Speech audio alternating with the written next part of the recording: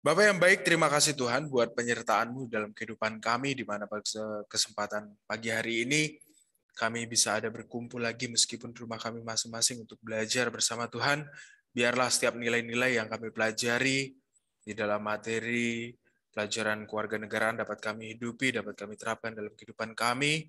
Mampukan kami Tuhan untuk selalu bersama-sama menerapkan nilai-nilai yang terkandung dalam semangat Sumpah Pemuda Tuhan. Engkau berkati secara khusus anak-anak tempat ini, apapun yang mereka kerjakan Tuhan, nantinya Engkau buat berhasil di dalamnya Tuhan. Hanya di dalam nama Tuhan Yesus, haleluya, amin. Baik, Mister akan menyampaikan hal yang sama seperti minggu lalu ya, bahwa hari ini kalian sudah masuk di minggu kedua dalam pelaksanaan PTS, oleh sebab itu silahkan kalian bisa nantinya setelah proses pembelajaran siang nanti selesai, kalian bisa lihat kembali mata pelajaran mana yang belum selesai, kalian bisa tandai yang sudah, lalu yang belum kalian bisa segera selesaikan. Karena Mister tidak ingin ya anak-anak Mister di kelas 8A ada pekerjaan yang tertinggal, tercecer ya karena lupa. Ya, jadi tolong sekali lagi pergunakan waktumu dengan baik ya anak-anakku. Mister percaya kalian bisa memahami setiap instruksi yang Mister sampaikan demi kebaikan kalian tentunya. Ya, seperti itu untuk yang Mister sampaikan kepada kalian, dan itu pun juga berlaku bagi semua kelas ya. Baik, Mister akan absen kalian. Jadi bagi anak-anak yang Mister panggil namanya, kalian bisa sebut hadir ya. Oke, 8A. Ya. 8A ada Abigail. Halo Abigail. Hadir, Mister. Baik, lalu ada Anak Agung Tiara. Hadir, Mister. Oke, lalu ada Andrea Caroline. Hadir, Mister. Oke, lalu ada Aston. Hadir, Mister. Baik, lalu ada Sheba. Hadir, Mister. Baik, lalu ada Bianca Angelica. Hadir, Mister. Baik, lalu ada Bianca Rona. Hadir, Mister. Baik, lalu ada Roland. Hadir. Oke, lalu ada Dena. Hadir, Mister. Baik, lalu ada Dina. Hadir, Mister. Baik, lalu ada Devan Gerald.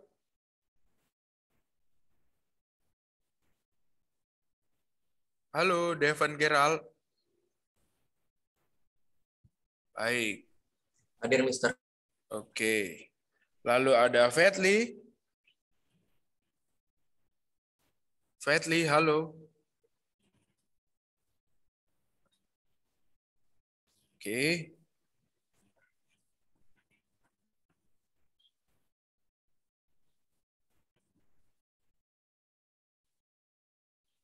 Fetli kayaknya tidak ada.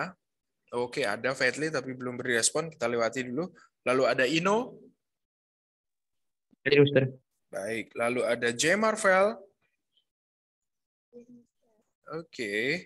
Lalu ada Quina. Quina, halo. Oke. Ada Dewika. Hadir, Mister. Baik. Lalu ada Noah. Oke, baik. Noah ada merespon di situ, tapi suara belum keluar ya. Lalu ada Steven. Halo, Steven. Baik. Kayaknya tidak ada di sini Steven ya. Oke, kita lewati Steven. Lalu ada Sean Jeremy. Hadir, Mister. Baik, nah. Oke, selanjutnya ada Shalom Naomi. Ya, Mister. Oke, baik. Terima kasih anak-anakku kelas 8A. Ya, luar biasa. Mister ucapkan terima kasih yang sudah berespon dengan baik. Ya, sebelum kita masuk ke pembelajaran selanjutnya ya, di mana saat ini nantinya kita akan masuk dalam pembelajaran yang baru di bagian C tentang menerapkan nilai dan semangat Sumpah Pemuda dalam BK Bhinneka Tunggal Ika. Tapi sebelum itu, ya Mister ingin setiap kalian bisa melihat LMS kalian ya, karena Mister sempat terlewat ya waktu itu di kelas kalian ya. Kalian belum untuk mengerjakan uji kompetensi 1 waktu itu ya, di mana saat ini silahkan kalian bisa kerjakan uji kompetensi 1 terkait tentang Sumpah Pemuda ya. Setelah itu kita akan lanjut di bagian C tadi ya. Jadi sekali lagi silakan anak-anakku di kelas 8A ya, bisa buka LMS kalian di mana kalian di kelas 8A belum mengerjakan uji kompetensi 1 terkait Sumpah Pemuda ya. Silakan kalian bisa kerjakan saat ini. Ya, Mister beri waktu sama 20 menit. Setelah itu kita bahas, baru kita masuk ke materi bagian C tadi. Ya, bisa dipahami anak-anakku?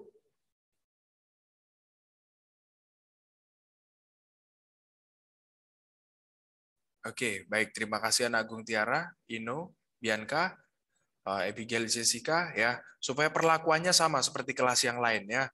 Waktu itu kita sempat kelewat ya. Oke. Selamat mengerjakan. Ya.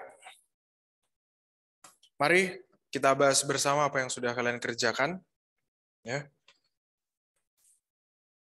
Mister akan share screen dari sini soalnya. Jadi bagi anak-anak yang Mister panggil namanya bisa langsung segera menjawab apa yang sudah kalian kerjakan tentunya ya.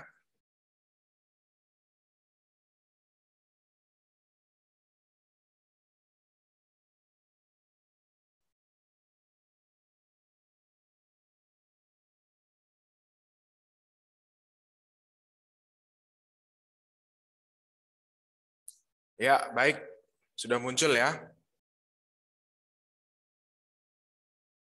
Kita akan bahas. Mister minta satu anak bisa mulai menjawab. Mister minta kesediaan dari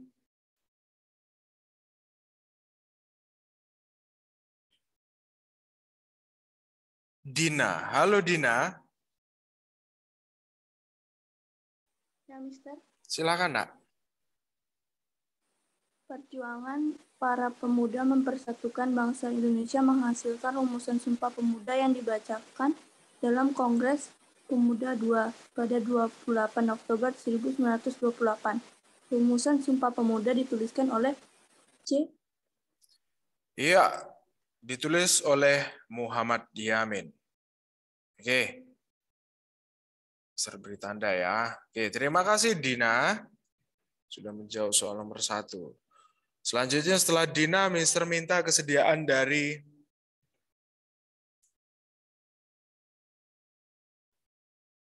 Sean Jeremy. Halo Sean. Sean Jeremy, halo.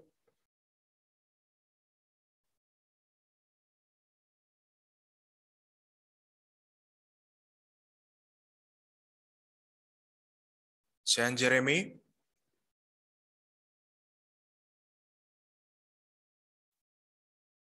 Baik, Mister beralih kepada Abigail. Halo Abigail. Halo, Mister. Ya, silakan, Nak, nomor 2. Salah satu faktor internal yang mendorong munculnya pergerakan oleh para pemuda sehingga tercetusnya Sumpah Pemuda yaitu dia berkembangnya semangat persamaan derajat pada masyarakat Indonesia. Iya, benar sekali. Berkembangnya semangat persamaan derajat ya pada masyarakat Indonesia. Terima kasih Abigail. Untuk nomor 2 adalah D. Selanjutnya nomor 3, Mister minta kesediaan dari Noah. Halo Noah. Noah Tanoni, halo.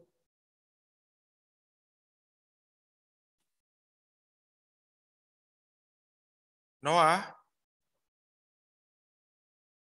Baik.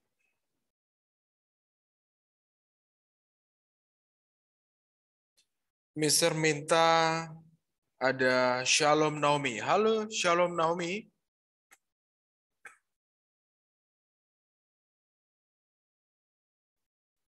Oke, ternyata ada kendala. Noah. Baik, Noah. Shalom Naomi, halo.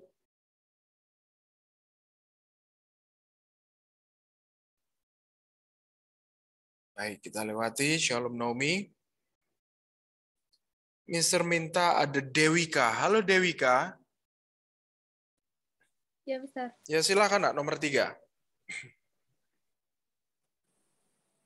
Nomor 3 saya jawab A, Mister. Iya, benar sekali. Ya, Trikoro Darmo menjadi Jong Java. Ya, terima kasih Dewika. Untuk nomor 3 benar sekali. Ya. Selanjutnya, setelah Dewika, Mister minta kesediaan dari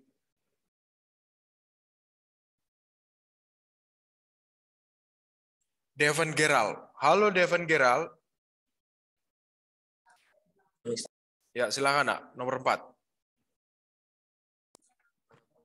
Berhasil menyelenggarakan Kongres Pemuda 1 dan 2, meskipun para peserta Kongres berasal dari latar belakang dan daerah yang berbeda. Keberhasilan tersebut menunjukkan bahwa lahirnya Sumpah Pemuda dibelakanggi oleh adanya semangat persaudaraan. Iya, benar sekali. Nomor 4 adalah semangat persaudaraan. Terima kasih Devon Gerald. Ya. Selanjutnya, Mister minta kesediaan dari Quina. Halo Quina.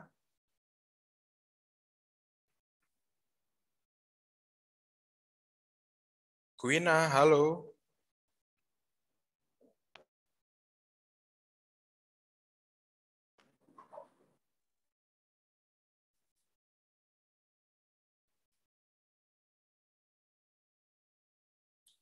Apakah masih ada kendala, Quina?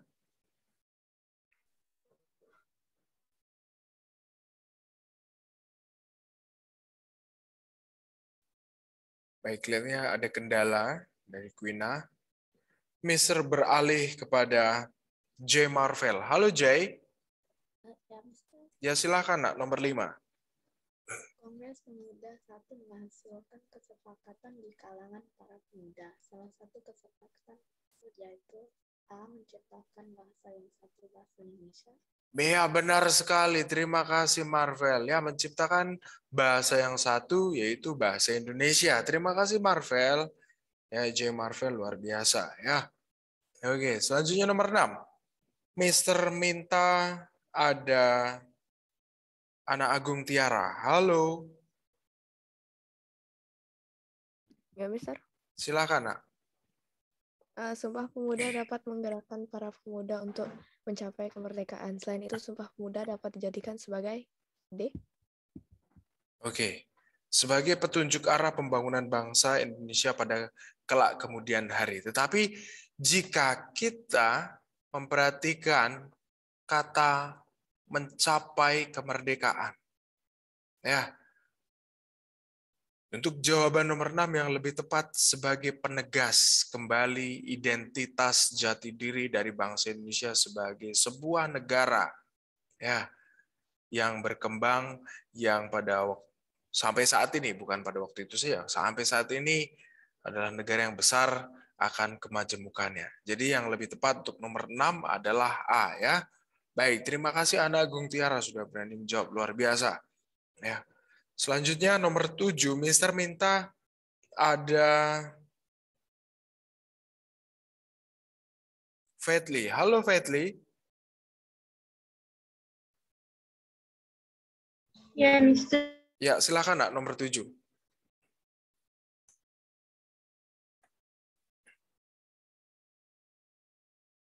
Kemenangan Jepang atas Rusia pada 1905 memberi arti penting bagi bangsa Indonesia, yaitu A. Bangkitnya harga diri bangsa Indonesia. Benar sekali. Ya, kemenangan Jepang atas Rusia membangkitkan harga diri bangsa Indonesia karena bangsa Indonesia melihat negara Asia sanggup mengalahkan bangsa Eropa ya. Terima kasih ya. Luar biasa Fetli. Benar sekali, untuk nomor 7 adalah A. Selanjutnya nomor 8, Mister minta kesediaan dari Ino, halo Ino.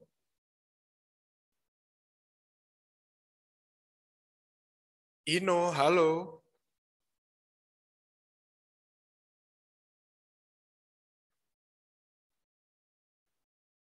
Baik, tidak ada jawaban. Mister beralih lagi kepada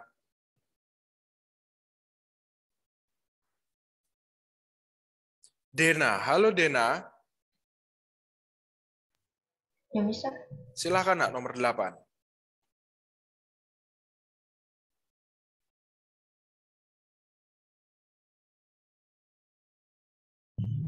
Keberhasilan Kongres Pemuda yang diselenggarakan oleh para pemuda dari berbagai daerah menunjukkan adanya tekad kuat untuk membangun bangsa dan negara sehingga dapat menghasilkan Sumpah Pemuda. Faktor yang memengaruhi keberhasilan tersebut karena Sumpah Pemuda mengandung nilai C. Ya, benar sekali. Adanya nilai kebersamaan. Ya, terima kasih Dena, yang luar biasa. Ya, untuk nomor 8 benar sekali adalah C. Selanjutnya nomor 9, Mister minta ada Roland. Halo Roland. Roland, halo.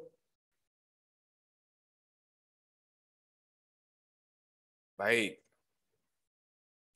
Tidak ada jawaban, Mister beralih kepada Bianca Rona. Halo Rona. Hai, Mister. Silakan nak, nomor 9. Nomor 9, organisasi pemuda mengadakan pertemuan dan berkesimpulan jika Indonesia ingin merdeka, segenap bangsa Indonesia harus bersatu hingga berujung pada ikrar Sumpah Pemuda. Pelajaran penting yang dapat diambil dari peristiwa bersejarah tersebut adalah semangat D. Persatuan, Mister. Benar sekali ya, Bianca Rona, luar biasa ya. Jawabannya adalah semangat persatuan yang harus kita tiru bersama sampai saat ini. Ya, terima kasih Bianca Rona. Ya. Selanjutnya Mister minta ada bentar.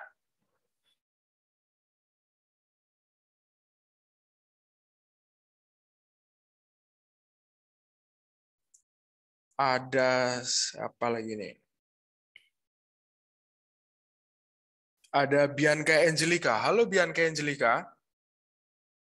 Mister, laptopnya Bianca Angelica dia error, jadi laptopnya ke restart, Mister. Nanti Oke. dia masuk. Baik. Terima kasih. Lalu ada Sheba.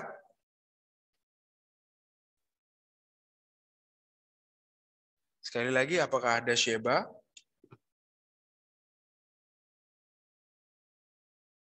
Baik. Bisa lewati lagi.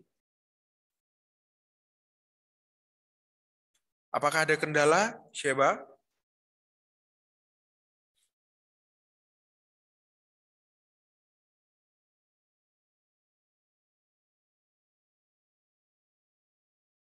Ya, Mister. Oke, silakan, Nak. Nomor 10. Kongres Pemuda diadakan dalam 3 kali lipat. Dalam rapat pertama, Muhammad Yamin menyampaikan tentang C. Pentingnya peran pemuda dalam membangun bangsa. Ya. Untuk jawaban nomor 10, dipilih C ya, tapi yang lebih tepat adalah B.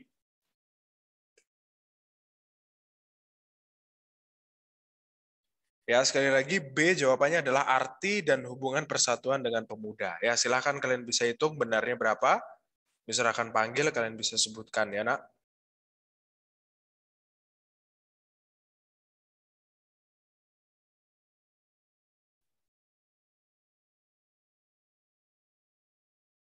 Ya, Mister panggil dari absen pertama ada Abigail. Halo Abigail. Halo, Mister. Benarnya Benar berapa, Nak? semua, Mister. Baik, terima kasih. Lalu ada Ana Agung Tiara. Benar 9, Mister.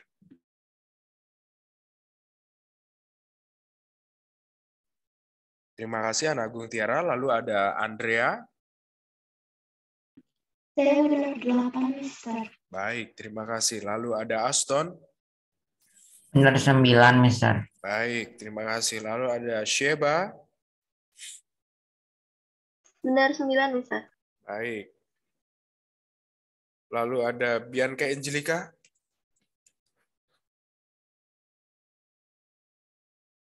Dia benar semua, Mister. Baik. Lalu ada Bianca Rona. Benar semua, Mister. Baik, terima kasih. Lalu ada Roland.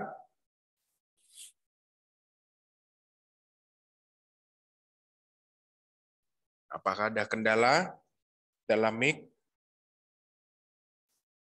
Oke, lalu ada Dena. Benar semua, Mister. Baik, terima kasih. Lalu ada Dina. Benar semua, Mister. Baik. Lalu ada Devon Gerald. Benar 9, Mister. Baik. Lalu ada Fadli. Benar 10, Mister. Baik. Lalu ada Ino.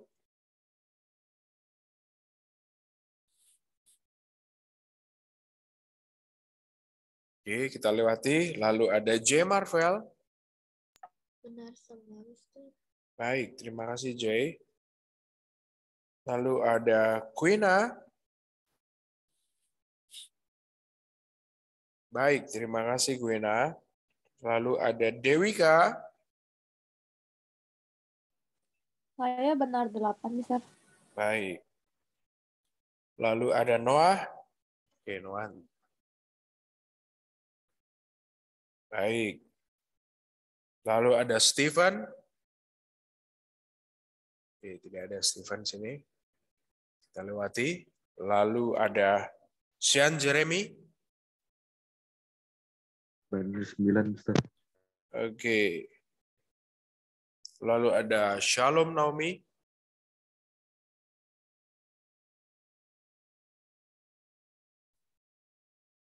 Shalom Naomi, halo.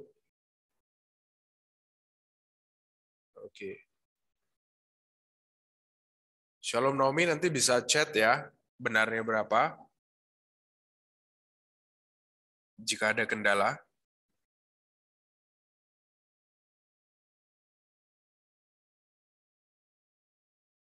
Baik, kalian ada kendala rekan kalian. Kita akan lanjut materi pembelajaran kita sesuai dengan apa yang Mr. sampaikan tadi, di mana pada kesempatan siang hari ini kita akan masuk dalam proses pembelajaran selanjutnya di bagian C, di mana bagian C ini bicara tentang menerapkan nilai dan semangat Sumpah Pemuda dalam Bingkai Bhinneka Tunggal Ika. Ya, Mr. akan share screen dari sini.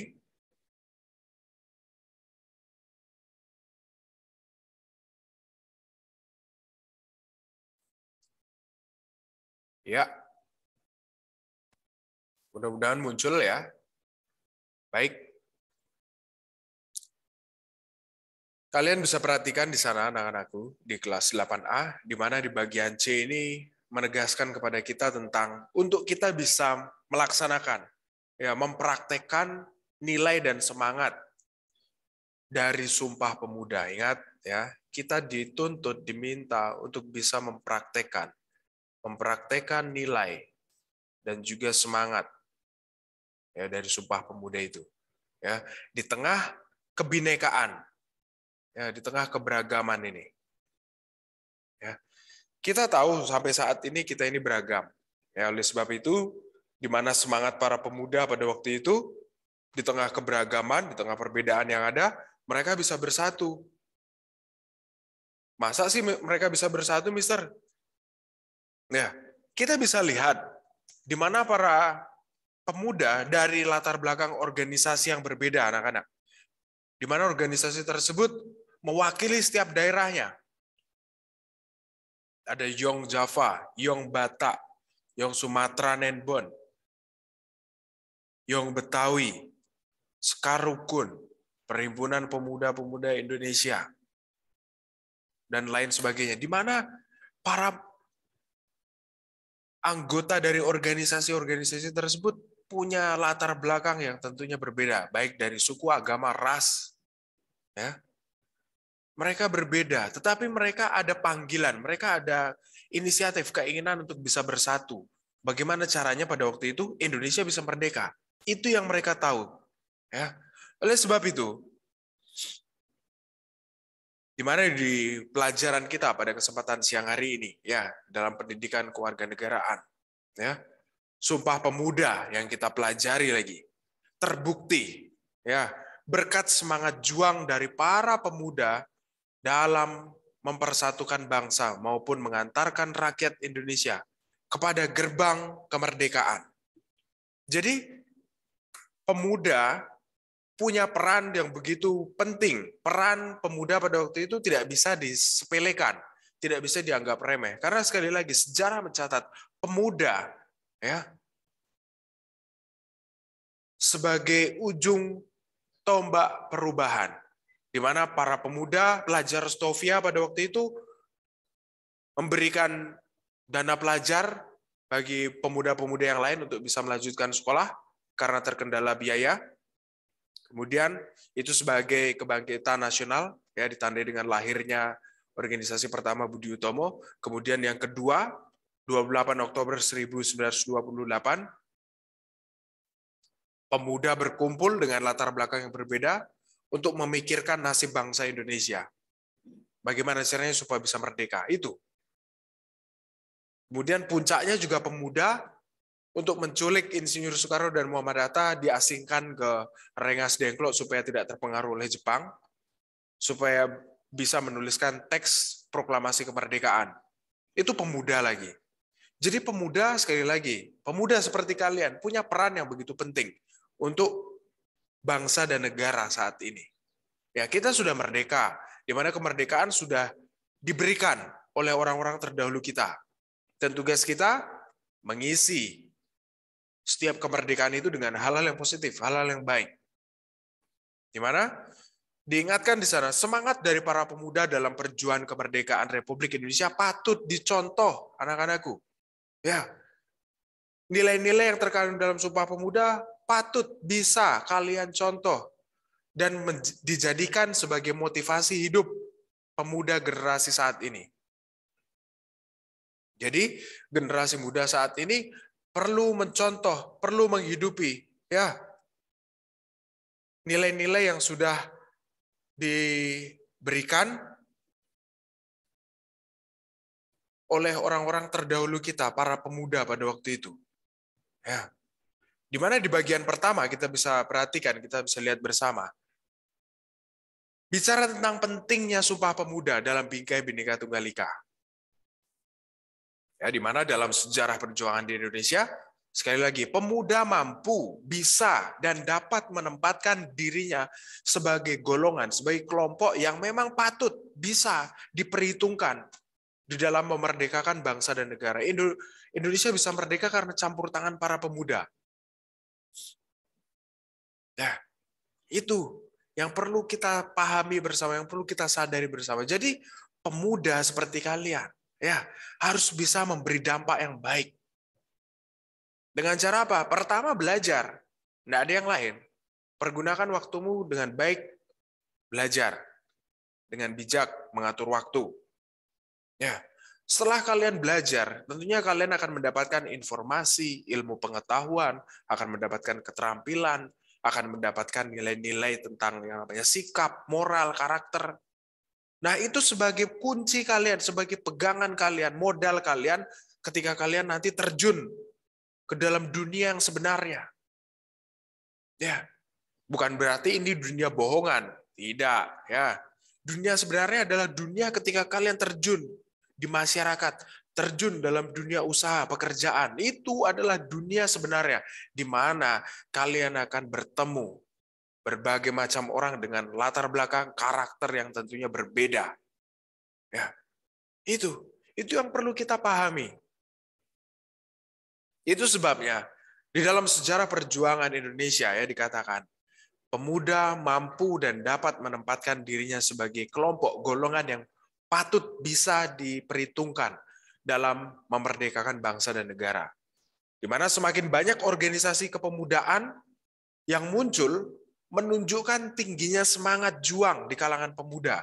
Bayangkan, para pemuda pada waktu itu berlomba-lomba membuat organisasi, membuat kelompok untuk mengupayakan bagaimana Indonesia bisa merdeka.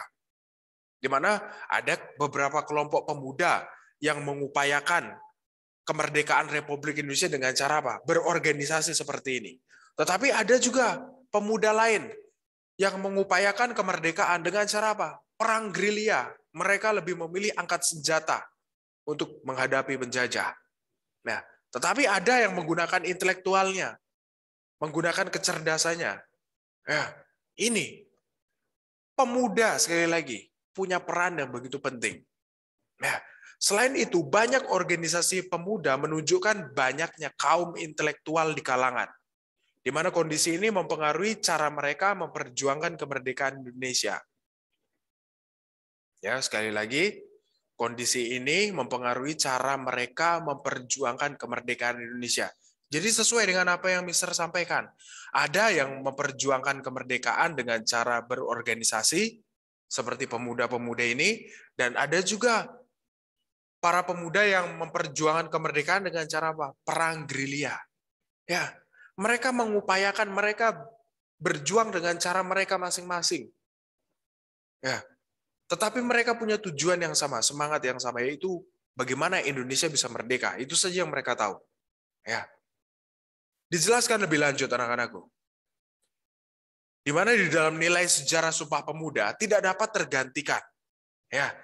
Sejarah Sumpah Pemuda ini tidak bisa digantikan ataupun dihapus. Karena ini adalah bagian dari sejarah kita. Jika tidak ada Sumpah Pemuda, proklamasi tidak akan ada. Ya. Jika tidak ada yang namanya kebangkitan nasional, Sumpah Pemuda dan proklamasi pun juga tidak ada. Karena cikal bakalnya adalah kebangkitan nasional. Yang Mister tanyakan, apa sih yang dimaksud kebangkitan nasional? Nah, dan itu bagian juga dalam PTS yang kalian kerjakan. Itu, ketika kalian memaknai kebangkitan nasional. Itu. Oleh sebab itu anak-anakku, ya, dari sini kita melihat kembali bagaimana nilai-nilai semangat juang dari para pemuda, sekali lagi, harus kita tiru. Itu bagian dari sejarah kita, itu bagian dari Indonesia saat ini. Yang dikatakan di sana, tidak bisa digantikan. Apalagi dihapus, diganti saja tidak bisa. Ya, di mana pemuda masa sekarang memang tidak akan merasakan atmosfer, keadaan situasi kebanggaan dalam mengikuti Kongres Pemuda. Nah, di mana pemuda masa sekarang juga tidak akan pernah melihat sosok sang proklamator, Insinyur Soekarno, sebagai salah satu pelopor pergerakan nasional. Ya, Mr. Billy pun juga tidak merasakan atmosfer keadaan waktu itu. Dan Mr. pun juga belum pernah melihat secara langsung sosok Insinyur Soekarno. Ya, ini. Tetapi kita, meskipun tidak mengikuti kongres, kita tidak melihat sosok beliau secara langsung. Tetapi sejarah ini loh mengatakan bahwa pemuda punya peran penting. Tirulah mereka, semangat mereka, cara pandang mereka, pola pikir mereka tiru. Pola pikir apa yang harus ditiru? Mereka jauh lebih mengedepankan kewajiban mereka ketimbang hak. Ya, kalau mereka pada waktu itu hanya menuntut hak-hak mereka saja, Indonesia bisa yakin tidak akan merdeka. Tetapi untungnya para pemuda lebih mengedepankan yang namanya kewajiban mereka. Yang mereka tahu hanya bagaimana caranya Indonesia merdeka, mendahulukan kepentingan umum, kepentingan bangsa dan negara. Itu. Ya. Oke, baik. Karena waktu tepat 11.30 kita harus akhiri ya. Kita stop sampai di sini. Ya, di pertemuan berikutnya kita akan lanjut kembali. Ya, sampai pada Insinyur Soekarno. Ya. Oke. Mister tidak ingin mengambil waktu kalian, jadi silakan kalian bisa kembali nyalakan kamera kalian. Kita harus akhiri proses pembelajaran kita. Karena kalian pun juga harus mempersiapkan proses pembelajaran selanjutnya. Silakan.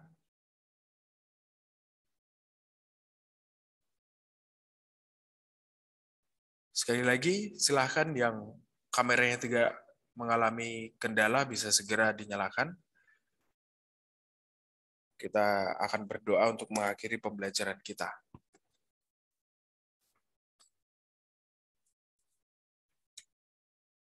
Baik. Terima kasih Andrea sudah mengawali, memberi contoh pada teman-teman yang lain. Kita akan berdoa mengakhiri pembelajaran kita. Bapa yang baik, terima kasih Tuhan buat penyertaan-Mu, di mana kami sudah menyelesaikan pembelajaran kami terkait tentang Sumpah Pemuda. Biarlah setiap nilai semangat yang kami pelajari secara singkat ini Tuhan, dapat kami pahami, terlebih dapat kami amalkan dalam kehidupan kami. Biarlah semangat daya juang yang tinggi itu Tuhan, boleh ada bagi anak-anak-Mu di tempat ini. Sehingga mereka memiliki semangat juang yang tinggi untuk belajar, untuk bisa meraih setiap prestasi dan cita-cita mereka Tuhan. Dan Engkau persiapkan mereka Tuhan untuk mengikuti proses pembelajaran selanjutnya, berikanlah semangat daripada-Mu Tuhan. Hanya di dalam nama Tuhan Yesus, haleluya, amin. Baik, terima kasih anak-anakku kelas 8A. Sampai jumpa, kalian luar biasa, Tuhan Yesus memberkati.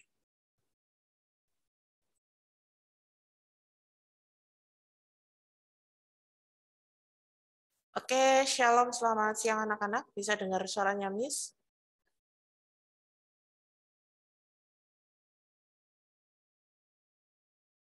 Oke, terima kasih untuk responnya. Ya, terima kasih untuk responnya. Mari kita berdoa sebelum kita mulai pembelajaran ya.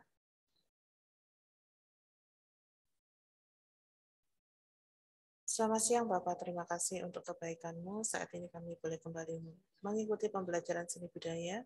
Bapak berkati setiap kami, Bapak berkati kelancarannya. Dalam nama Tuhan Yesus kami berdoa. Amin. Selamat siang anak-anak semuanya, misalkan absen ya. Oke. Abigail Jessica ada? Hadir, Miss. Oke. Anak Agung Tiara?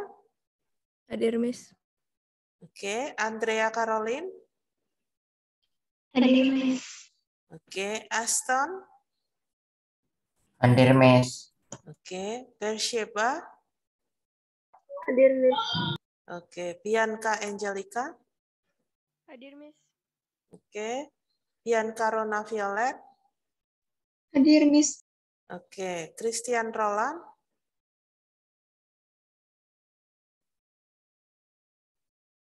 Oke. Dena? Hadir, Miss. Oke. Desak Madedina? Hadir, Miss. Oke. Devon Gerald? Hadir, Miss.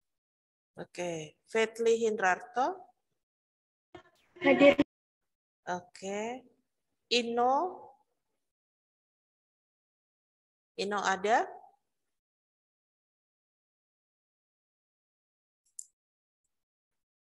J. Marvel? Oke. Kuina? Hadir, Miss. Oke. Dewika? Hadir, Miss. Oke. Noah?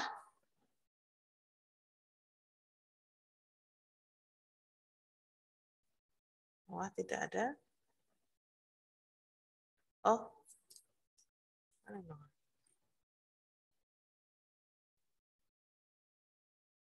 Oke. Noah ada. Stephen?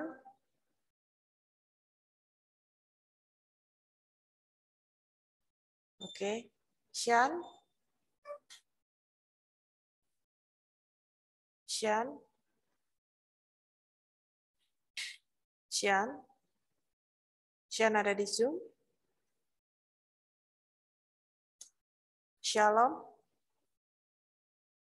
Shalom Naomi?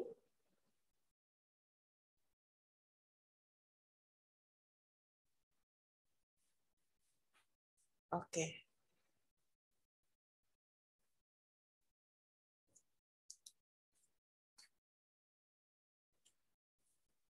Ya, baik anak-anak. Oke, ya ini Noah berarti mic-nya enggak bisa ya. Oke. Ya, Miss ingatkan lagi untuk PTS Seni Budaya di sini. Miss lihat yang sudah mengirimkan. Yang belum mengirimkan ada Ino belum mengerjakan. Bianca Angelica, Bianca Rona Violet, dan Dewika. Ya, Jadi Miss harapkan terakhir besok jam 9. Kalian bisa segera kerjakan ya. Oke, ini Sean hadir ya, seperti tadi di toilet. Oke.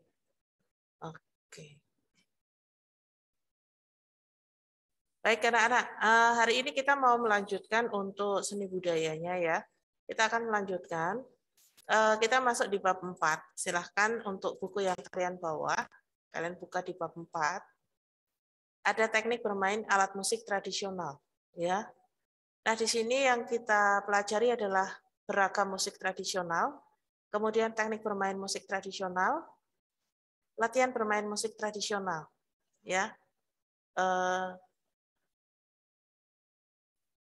Setelah mempelajari bab 4, siswa diharapkan mampu mengidentifikasi teknik bermain musik tradisional, kemudian mengidentifikasi gaya bermain musik tradisional, membandingkan teknik dan gaya bermain musik tradisional, kemudian menunjukkan sikap tanggung jawab dalam berlatih teknik dan gaya bermain musik tradisional, kemudian menunjukkan sikap disiplin dalam berlatih teknik dan gaya berlatih musik tradisional, mempraktekkan musik tradisional daerah setempat, mengomunikasikan tempat dan gaya bermain musik tradisional.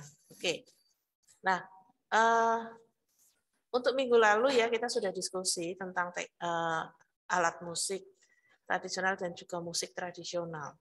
Hari ini kita mau belajar dari ilmu pengetahuannya. Ya. Nah, musik ensemble itu merupakan perpaduan dari beberapa alat musik yang membentuk orkestra. Di setiap daerah di Indonesia itu memiliki alat orkestra yang disebut dengan karawitan. Jadi orkestra untuk alat-alat musik tradisional itu disebut juga dengan karawitan. Ya. Nah, setiap daerah ini memiliki nama sendiri. Di Jawa dan di Bali disebut dengan gamelan, di Sumatera Barat disebut dengan talempong, di Sumatera Utara disebut dengan gondang, dan di Sulawesi Utara disebut dengan kolintang. Ya. Seperti kalian lihat di gamelan, gamelan itu sebenarnya ada beberapa alat musik di sana, ya. Ada gong, ada kendang, mungkin ada saron, bonang, dan lain-lain. Ada beberapa alat musik di sana yang dijadikan menjadi satu. Nah, sekarang di sini kalau kalian lihat ada beberapa alat musik. Ada yang tahu nama alat musiknya?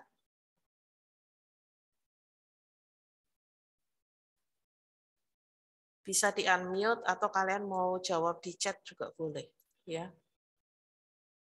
Kira-kira ada yang tahu nama alat musik yang ada pada gambar ini?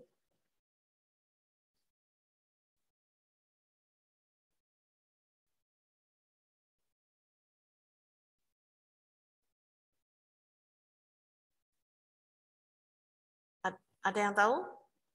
Tidak ada yang tahu?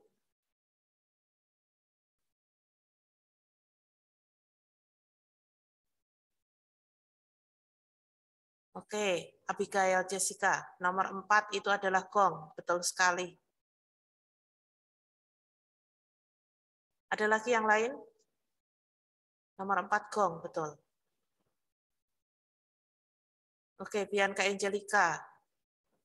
Nomor 10 angklung, betul. Betul sekali.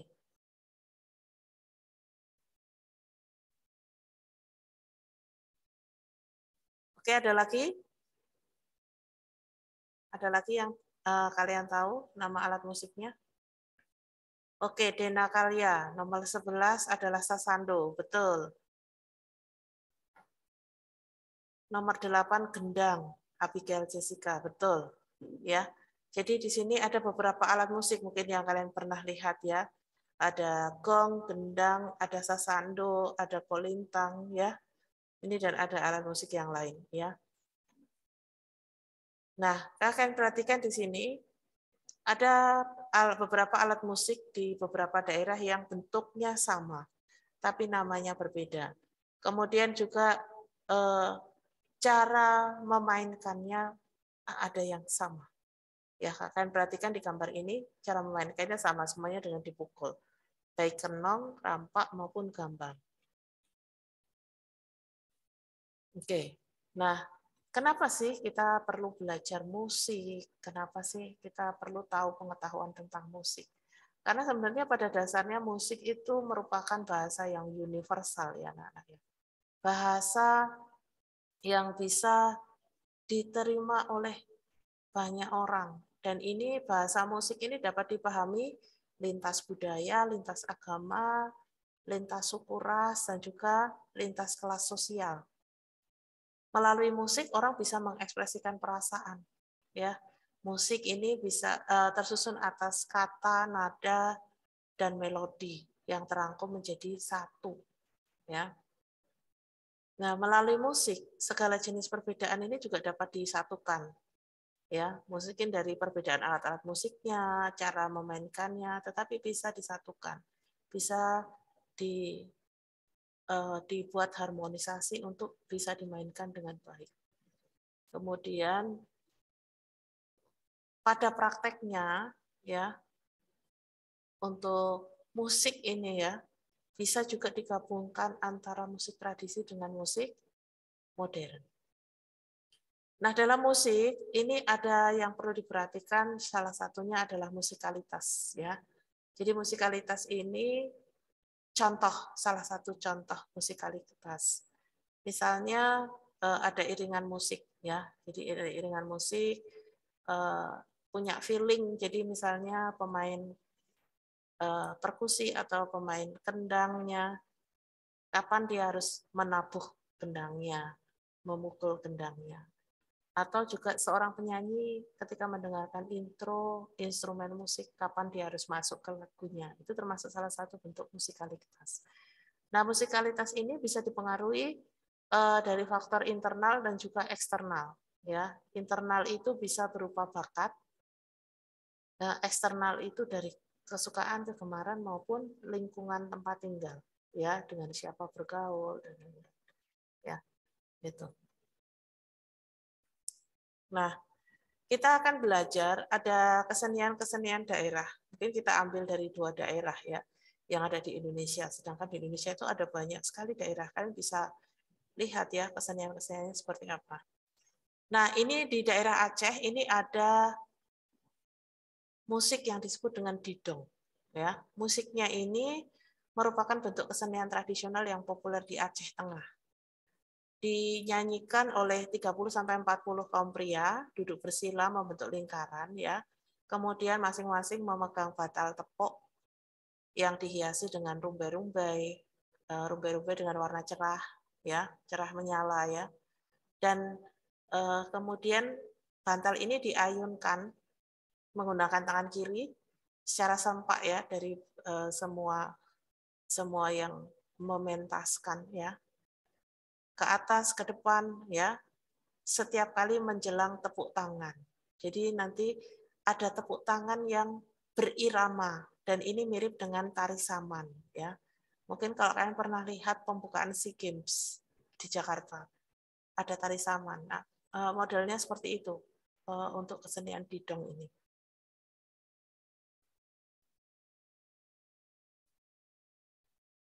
Nah, ini sangat terkenal ya di Aceh Tengah. Berikutnya kita akan mengenal wayang cokek. Nah, wayang cokek ini adalah pertunjukan musik tradisional di Jakarta, ya, atau Betawi. Berupa kesenian nyanyi, dan ini dilakukan oleh pemain-pemain wanita, ya. Pada zaman dahulu yang menari ini adalah perempuan yang menjadi budak belian, ya. Mengepang rambut, mengenakan baju kurung, ya, yang biasa dikenakan oleh orang-orang Sumatera, Kalimantan, Sulawesi, dan daerah lain di tanah air. Ya. Biasanya diiringi oleh orkes dari beberapa alat musik, misalnya gambang kayu, rebab, suling, kempul, kadang ditambah dengan kenong, ketuk, krecek, gendang. Ya. Nah, sesuai dengan syair-syair nyanyian pada masa sebelum Perang Dunia Kedua hingga zaman pendudukan militer Jepang di Indonesia, gaya pengisi sisipan dalam interval frase melodi yang agak panjang, ya, di mana teks dan syair bakunya tidak dapat mengisi kekosongan itu, maka sudah biasa. Jadi penyanyinya ini sebenarnya mengisi dengan kalimat-kalimat pendek yang kadang-kadang tidak ada sangkut pautnya dengan isi dari syair atau temanya. Ya. Oke. Berikutnya untuk teknik memainkan alat musik. Nah, alat musik berdasarkan bentuknya, ini dibagi menjadi 3. Ada bentuk tabung, bentuk bilah, dan bentuk pencon. Bentuk tabung ini seperti angklung, ya. Bentuk umumnya memakai bahan dasar bambu, tetapi dalam perkembangannya ini dapat digantikan dengan kayu dan logam. Nah, instrumen yang termasuk dalam bentuk tabung, contohnya adalah calung, angklung, kentong atau kulkul, suling atau saluang, dan guntung. Ya. Cara memainkan alat ini ada yang dipukul, digoyang, dan juga ada yang ditiup. Kemudian untuk bentuk bilah ini berbeda dengan tabung. Kalau tabung itu di bagian tengahnya berongga. Ya. Kalau bentuk bilah tidak memiliki rongga. Jadi kekuatan bunyi yang dihasilkan masih perlu didukung oleh perangkat lain, ya. Masih perlu didukung oleh perangkat lain. Yakni wadah gema, kemudian sebuah resonator.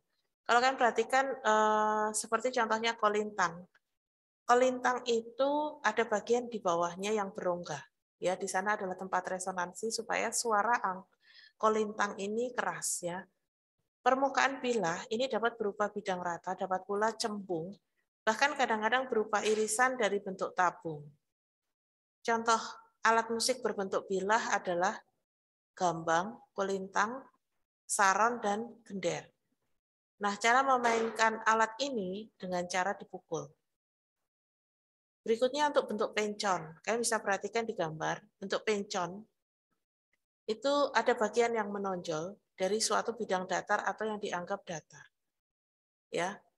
Istilah pencon ini berasal dari kata pencu dalam bahasa Jawa, ya. Pencu dimaksudkan sebagai tumpuan pukulan. Baik pencu ke atas maupun ke samping. Ini pada umumnya terbuat dari logam, ya. Nah, kalau di Indonesia ini ada banyak jenis pencon yang bervariasi, ya. Yang menarik adalah alat sejenis ini ditata dengan sistem nada dan penyusunan yang berbeda-beda pada tiap daerah. Misalnya bonang dari Jawa dan Sunda, kemudian trompong yang ada di Bali, kromong Betawi, talempong Minang, toto buang di Ambong, namun kangkanong Banjar. Kemudian cara memainkan alat ini adalah dipukul. Ya, berikut contoh alat musik dan cara memainkannya. Kemudian kentongan. Nah, kentongan ini termasuk dalam bentuk tabung ya anak-anak ya. Di dalamnya ada rongga, ada termasuk bentuk tabung. Kentongan ini sebenarnya kalau zaman dulu itu digunakan sebagai alat komunikasi. Dan kentongan ini didefinisikan sebagai tanda alarm, sinyal komunikasi jarak jauh, morse atau penanda azan maupun tanda bahaya. Ya, kentongan juga dalam bahasa lainnya disebut jidor. Ya. Nah, kentongan ini ada sejarahnya. Sejarah budaya kentongan itu sebenarnya dimulai berasal dari legenda Cheng Ho dari Cina yang mengadakan perjalanan dengan misi keagamaan. Nah, dalam perjalanan tersebut, Cheng Ho menemukan kentongan ini sebagai alat komunikasi ritual keagamaan. Kemudian penemuan kentongan tersebut dibawa ke Cina, Korea, dan Jepang. Nah, kentongan sudah ditemukan sejak awal Masehi. Ya, setiap daerah ini tentu memiliki sejarah penemuan yang berbeda, ya, dengan nilai sejarahnya yang tinggi. Oke, ini ada yang tidak unmute, ya, tidak.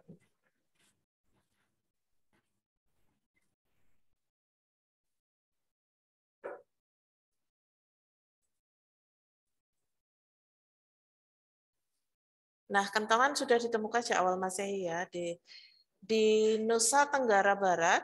Kentongan itu ditemukan ketika Raja Anak Gede Ngurah berkuasa sekitar abad 19. menggunakannya untuk mengumpulkan massa, ya. Nah, kalau kalian tahu ya, oke, sebentar ya. Nah, di Yogyakarta, ketika masa kerajaan Majapahit, kentongan Kiai Goro Bangsa sering digunakan sebagai pengumpul warga. Nah, di Pengasih, kentongan ditemukan sebagai alat untuk menguji kejujuran calon pemimpin daerah. Di masa sekarang ini, penggunaan kentongan lebih bervariatif cara memainkannya. Kentongan merupakan alat komunikasi zaman dahulu yang dapat berbentuk tabung maupun berbentuk lingkaran dengan sebuah lubang yang sengaja dipahat di tengahnya. Dari lubang akan keluar bunyi-bunyian apabila dipukul. Kentongan biasa dilengkapi dengan sebuah tongkat pemukul yang sengaja digunakan untuk memukul bagian tengah kentongan untuk menghasilkan satu suara yang khas. Ya. Nah, kentongan tersebut dibunyikan dengan irama yang berbeda-beda untuk menunjukkan kegiatan atau peristiwa yang berbeda. Nah, pendengar akan paham dengan sendirinya pesan yang disampaikan oleh kentongan tersebut. Ya. Untuk talempong, ini dalam bentuk pencon ya. Ini termasuk bentuk pencon. Talempong adalah sebuah alat musik. Nah, di sini termasuk alat musik pukul tradisional khas suku Minangkabau ya. Bentuknya hampir sama dengan instrumen bonang dalam perangkat gamelan ya. Talempong dapat terbuat dari kuningan, namun ada pula yang terbuat dari kayu dan batu. Saat ini talempong dari jenis kuningan ini lebih banyak digunakan. Nah, talempong ini berbentuk lingkaran dengan diameter 15 sampai 17,5 cm. Ya. Pada bagian bawahnya berlubang. Jadi ada bagian untuk resonansi supaya suaranya keras. Pada bagian atas talempong terdapat bundaran yang menonjol berdiameter 5 cm sebagai tempat untuk memukul. Nah, talempong ini memiliki nada yang berbeda-beda. Bunyinya dihasilkan dari sepasang kayu yang dipukulkan pada permukaannya. Ya. Talempong biasanya digunakan untuk mengiringi tarian pertunjukan atau penyambutan, seperti tari piring yang khas ya, tari pasambahan dan tari galombang. Talempong ini juga digunakan untuk melantunkan musik menyambut tamu istimewa. Memainkan talempong butuh kejelian dimulai dengan tangan nada do dan diakhiri dengan nada si. Ya. Talempong biasanya dibawakan dengan iringan akordeon. Nah, akordeon ini adalah alat musik tradisional yang sudah dipengaruhi oleh budaya luar ya. Instrumen musik sejenis organ yang didorong dan ditarik dengan kedua tangan pemainnya ya. Nah, selain akordeon, instrumen seperti saluang, gandang, sarunai dan instrumen tradisional Minang lainnya juga umum dimainkan bersama talempong. Ada juga beberapa jenis alat musik tradisional suku Minangkabau seperti pupuik daun padi, pupuik tandua kabau, bansi, dan rapa pasisia Jopariaman. Oke, berikutnya kita akan mengenal namanya musik angklung. Ya, musik angklung ini mengalami perkembangan zaman, ya. Dan untuk musik angklung ini ada sejarahnya, ya anak-anak ya. Angklung merupakan alat musik asli Indonesia yang terbuat dari bambu dan merupakan warisan budaya bangsa Indonesia dan telah diakui secara internasional oleh UNESCO. Ya. Angklung tumbuh dan berkembang pada masyarakat suku Sunda. Digunakan untuk upacara yang berkaitan dengan tanaman padi. Kemudian sistem nada angklung pada awalnya berlaraskan pelok, slendro, dan madinda. Ya. Angklung jenis ini disebut angklung buhun. Kemudian Pak Daeng Sutikna membuat angklung berlaraskan diatonis. Nah, angklung zaman dulu itu menggunakan sistem nada berlaraskan pelok, slendro, dan madinda. Ini terdiri dari 5 nada, ya, pentatonis. Nah, ini disebut dengan angklung buhun. Kemudian seorang tokoh bernama Pak Daeng Sutikna ini membuat angklung berlaraskan diatonis, ya, terdiri dari 7 nada. Seperti memainkan alat musik modern ya.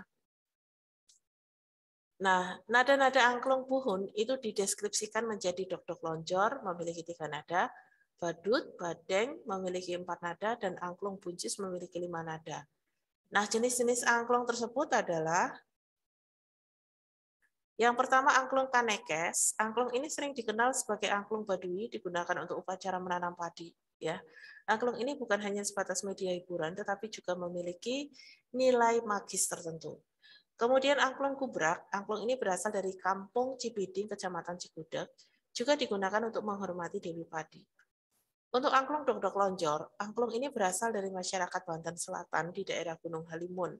Ya, digunakan untuk upacara seren tahun menghormati Dewi Padi karena panen berlimpah.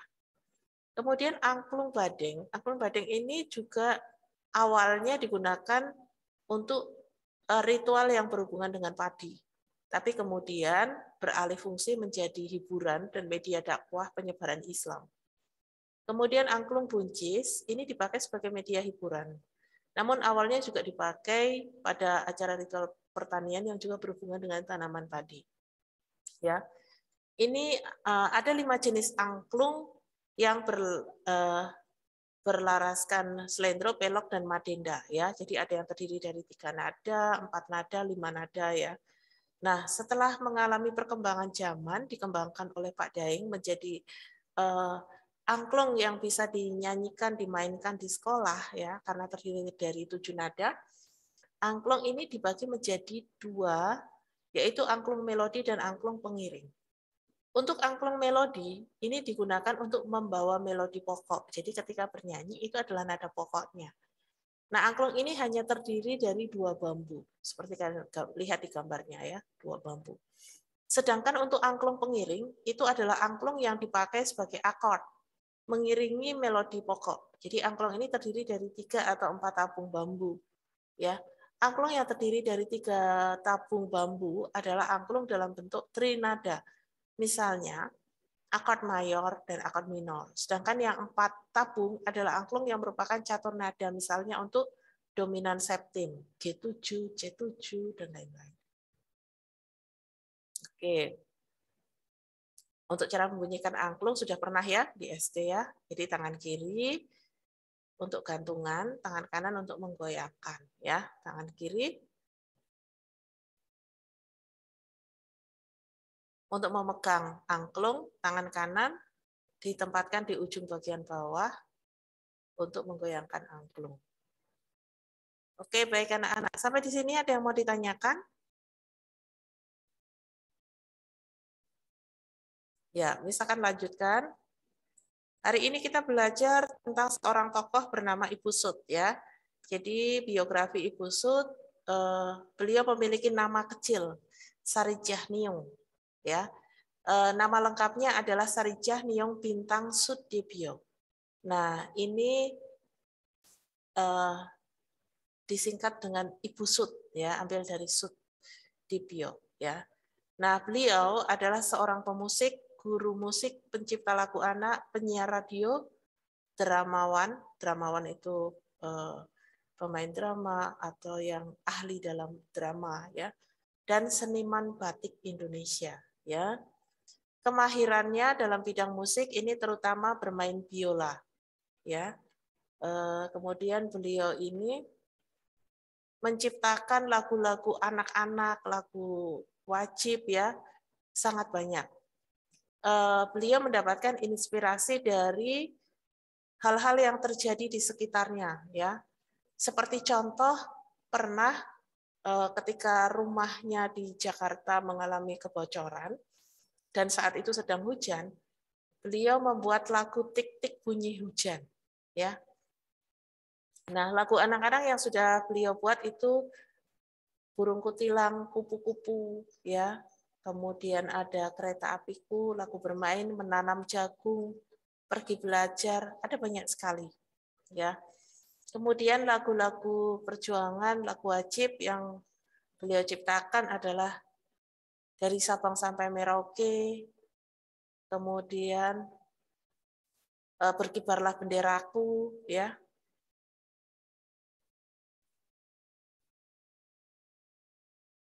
Ada masih banyak lagi yang sudah beliau ciptakan Nah, ini kita mengenal satu tokoh. Satu tokoh, seorang komponis. Komponis itu pencipta lagu, ya. Seorang pencipta lagu anak, dan juga lagu wajib. Ya, sampai di sini. Ada yang mau ditanyakan? Semua sudah mengerti? Bisa kasih reaction. Sudah kasih reaction untuk yang sudah mengerti? Oke, terima kasih untuk responnya. Ya, kalau semua sudah mengerti, Miss yang akan bertanya ya.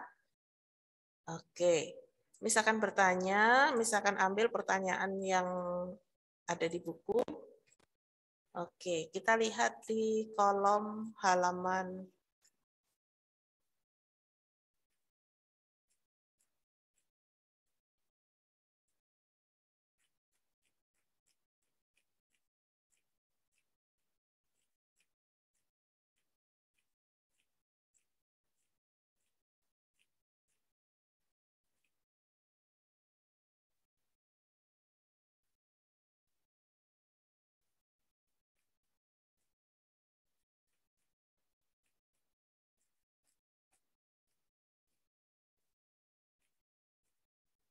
halaman 66.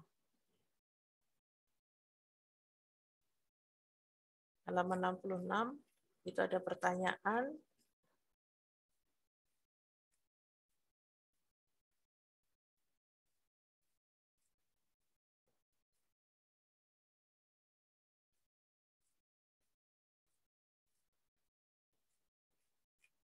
Ada 2 pertanyaan, ya anak-anak ya.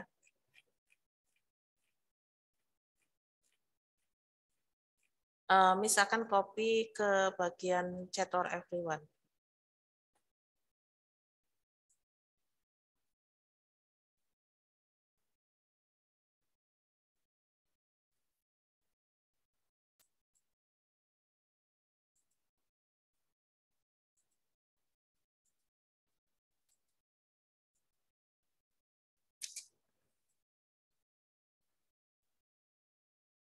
Oke, sudah kelihatan ya. Yang pertama, sebutkan dan jelaskan alat musik di daerahmu. Jadi kalian sebutkan alat musik apa yang ada di daerah kalian di Bali, ya. Kemudian kalian jelaskan alat musiknya tersebut terbuat dari apa. Kalian deskripsikan. Kemudian yang kedua, sebutkan cara memainkan alat musik di daerahmu. Ya, sebutkan cara memainkannya. Kalian cukup tulis, kirimkan ke bagian chat ya. Nanti Miss akan cek dan langsung Miss akan berikan nilai. Oke, ada yang mau ditanyakan? Kalau tidak ada pertanyaan, silakan bisa dikerjakan.